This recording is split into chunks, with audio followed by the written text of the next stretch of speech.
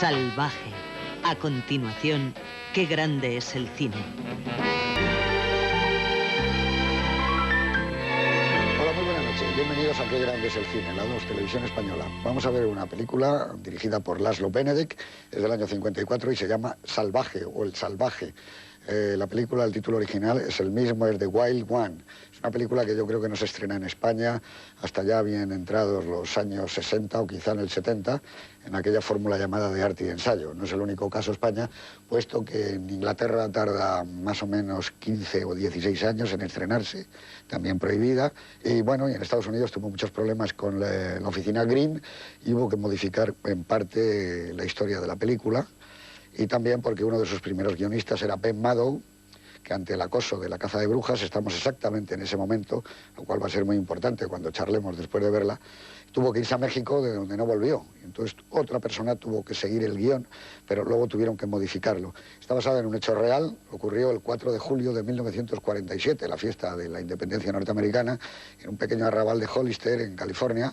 De repente aparecieron 4.000 moteros, diríamos ahora, 4.000 personas montadas sobre moto, 4.000 jóvenes, entraron en el pueblo y lo arrasaron. Entraron con las motos en las tiendas, las tiendas de ultramarinos, en los bares, en cualquier tipo. Pero los del pueblo no solo no se quejaron, sino que como habían decidido que era un pueblo pobre y con la entrada de estos señores vendieron todas las existencias de carne, de alcohol, licores, etcétera, vieron que podía ser un buen negocio. Un periodista en Harper Bazaar escribió una historia más o menos adornada con estos incidentes, llegó a manos de uno de los grandes productores independientes del cine norteamericano, Stanley Kramer, que ya había hecho Hombres con Marlon Brando, y vio la posibilidad de hacer una película para entroncar de alguna manera ese fenómeno que se llamaba la delincuencia juvenil, que estaba en ese momento naciendo. ¿Cuáles eran las causas de todos estos movimientos? Pues los sociólogos duros dicen que quizá después de la guerra se producen más divorcios que nunca, porque la gente que estaba casada al volver a reencontrarse descubren otras personas, quizá porque hay una especie de insatisfacción total, que hay muchos divorcios en Norteamérica. Por otro lado, los matrimonios trabajan él y ella, hay menos tiempo para cuidar a los chicos, que nacen con una mayor independencia y también con muchas más dosis de soledad al tener los padres trabajando. Otro es todo lo contrario, el otro extremo opuesto sería el bienestar social, gente que tiene mucho dinero, tiene todo, tiene poder adquisitivo. Y sobre todo, fundamentalmente, yo creo que es que se descubre por primera vez el valor de lo nuevo, de lo joven. El valor de lo joven a nivel de comercio, a nivel de industria, a nivel de exportar. La ropa es distinta, las motos, las drogas, cualquier tipo de cosa lleva la etiqueta de joven. Entonces se producen películas, como saben ustedes, desde Rebelde sin causa. Pero yo creo que es esta el icono que hace, por ejemplo, que la imagen de Marlon Brando con la camiseta, la chupa de cuero, la gorra ladeada, los blue jeans y las gafas de sol fundamentalmente, hace que Marlon Brando, que ya había sido un actor precisamente con Kramer en Hombres, que había sido muy conocido, que después hace Viva Zapata y que hace un tranvía llamado Deseo, esta es, sin embargo, la película que le hace el icono de su generación. Un hombre que, en principio, parece que es todo sexo, pero cuando uno lo mira detenidamente hay una extraña tristeza en su mirada, hay una extraña melancolía y algo como una indefensión. La película es él y toda está en función de su personalidad, de su jerga hablando. No tiene nada que ver con la jerga del actor estudio, sino que él utiliza parte de lo que utilizan los motoristas y sobre todo la palabra move, que dicen ellos, movimiento. Nosotros nos movemos. ¿A dónde? No importa a dónde, nosotros nos movemos. No importa, vosotros siempre queréis respuestas, no importa. Nosotros hacemos las cosas. Pero aquí está mi querido amigo Porto, don Juan Antonio Porto, para hablarnos de Salvaje, que supongo que, como casi todos nosotros, conocías mucho de ella, y de Laszlo Benedek, que había trabajado también con Kramer en La muerte de un viajante, pero que esta fue una película mítica y que hoy día, es curioso, cada vez tiene más defensores. Sí, bueno, a mí, digamos, me gusta, aunque, digamos, trata un tema probablemente demasiado puntual, y como todo lo que es puntual, con el paso de los años, se queda, digamos, un poco antiguo.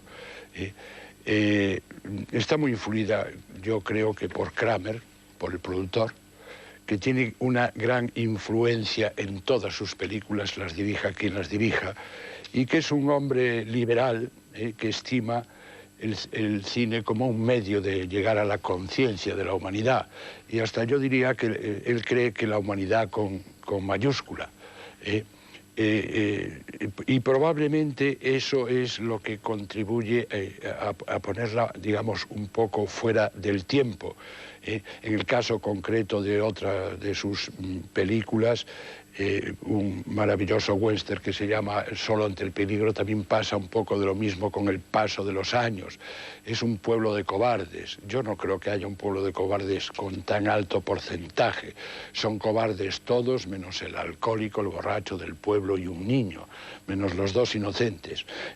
Es quizá porque la tesis ya es de punto de partida, y a mí me da la sensación, a mí y a Cesare Pavese, por ejemplo, también, que tiene un maravilloso ensayo sobre esto, a Cesare, lo que es de Cesare, que la tesis debe ser una conclusión, una emanación, una consecuencia, siempre tiene que ser a posteriori, ¿no? A veces da la sensación de que la tesis preexiste incluso hasta la historia. Pero bueno, dicho lo dicho, tiene un maravilloso arranque, es un plano precursor, es como un presagio, es una carretera, un camino que no sabemos lo que va a aparecer. Es un plano sostenido implacablemente, y de pronto una voz en off que dice: esta es una historia sorprendente. Todo empezó en esta carretera. En la mayoría de las ciudades americanas no hubiera sucedido, pero en esta sí. Es una advertencia para todos. Y de pronto, pues, los moteros que vienen y que de alguna manera dan miedo.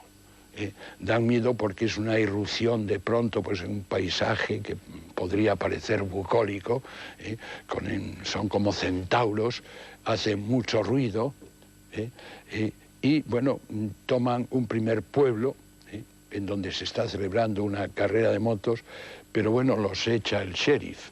Llegan a un pueblo que no tiene sheriff, tiene un policía que no acaba de decidirse, que teme por el puesto, como dice su hija, y aquí se hacen, digamos, los amos. Se hacen los amos hasta que las fuerzas vivas del pueblo pues le plantan cara para demostrar que son igual de buenos o igual de malos los unos que los otros. Creo que es una buena historia, creo que de alguna manera pertenece a una época en la que la carretera es lo que es, más un extraño símbolo de libertad. El libro de Kerouac es de alguna manera la Biblia del momento. Por cierto, el otro día traté de volver a él y no pude con él. Ya en su momento no me entusiasmó, pero la verdad es que es duro de pelar, ¿no? Y sucede todo lo que sucede, podría suceder hoy. Tú has hablado de las causas. Yo creo que hay una gran causa, que es el aburrimiento.